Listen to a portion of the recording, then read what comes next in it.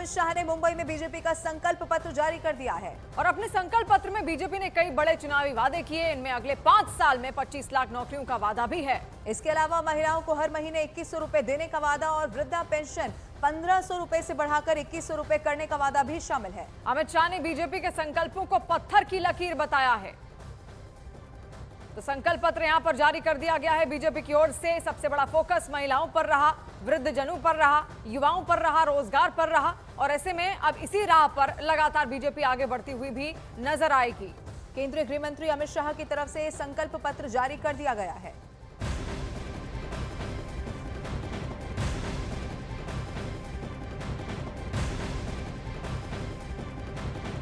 और केंद्रीय गृह मंत्री अमित शाह ने मुंबई में महाराष्ट्र के लिए बीजेपी का संकल्प पत्र जारी किया। और इस मौके पर अमित शाह ने उद्धव ठाकरे को चुनौती देते हुए राहुल गांधी पर भी जबरदस्त हमला बोल दिया है। अमित शाह ने उद्धव से पूछा कि क्या वो राहुल से वीर सावरकर और बाला साहेब ठाकरे की तारीफ के लिए बोलेंगे। तो ये बड़ी खबर इस वक्त हम आपको बता रहे हैं। केंद्रीय गृह मंत्री अमित शाह की तरफ से संकल्प पत्र जारी कर दिया गया है, लेकिन राहुल गांधी को भी इस वक्त वो जबरदस्त तरीके से घेरते हुए दिखाई दिए जब उन्होंने संकल्प पत्र जारी किया। मैं आज इस मंच से उद्धव ठाकरे जी को पूछना चाहता हूं, क्या वो कांग्रेस के नेता राहुल गांधी को इतनी विनती कर सकते हैं कि वीर सावरकर के लिए 2 अच्छे शब्द बोल दे?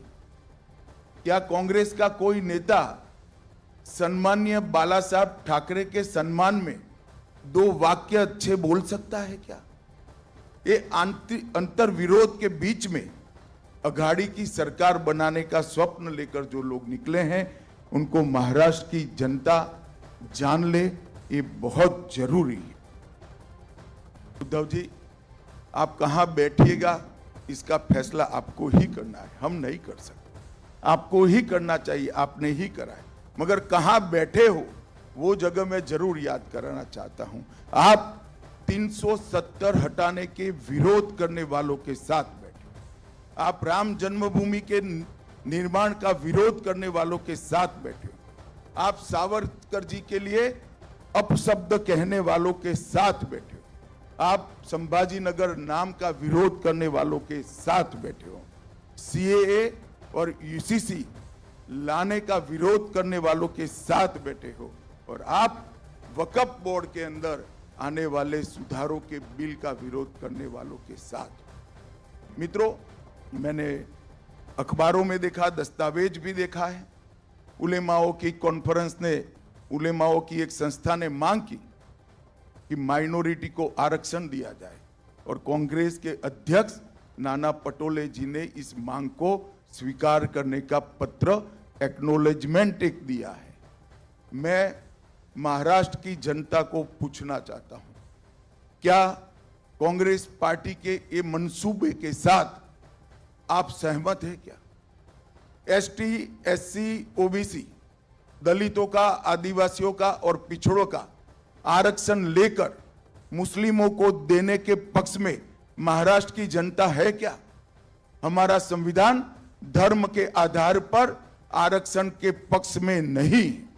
हमारे संविधान में किसी भी प्रकार का आरक्षण धर्म के आधार पर नहीं हो, और ये कांग्रेस ने सत्ता में आने से पहले ही वादा कर दिया है। मोदी जी वक्फ बोर्ड में सुधार का एक बिल लेकर संसद में आए हैं, और अभी अभी जो वक्फ बोर्ड का कानून जो कांग्रेस के राज में 2013 में अमेंड हुआ, इसका परिणाम देखिए।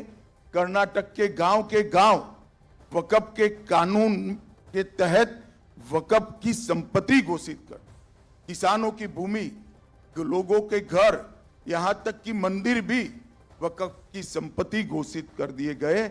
और उस कानून को उचित बदलाव के लिए जब हम लेकर आए हैं, तो उसका भी ये अघाड़ी के लोग विरोध कर रहे हैं। मैं महाराष्ट्र की जनता को ये कहना चाहता हूं कि वक्फ के कानून के बदलाव का विरोध का मतलब है कि आने वाले दिनों में यहां पर भी वक्फ बोर्ड आपकी संपत्तियों को इसी प्रकार से घोषित कर सकता है। तो महाराष्ट्र में बीजेपी ने संकल्प पत्र जारी कर दिया है। केंद्रीय गृह मंत्री अमित शाह राहुल गांधी गांधी पर भी जबरदस्त प्रहार करते हुए नजर आए हैं। इस वक्त कांग्रेस प्रवक्ता शिवानंद हुल्यालकर इस वक्त हमारे साथ जुड़ रहे हैं। शिवानंद जी, बहुत स्वागत है आपका न्यूज 18 इंडिया पर।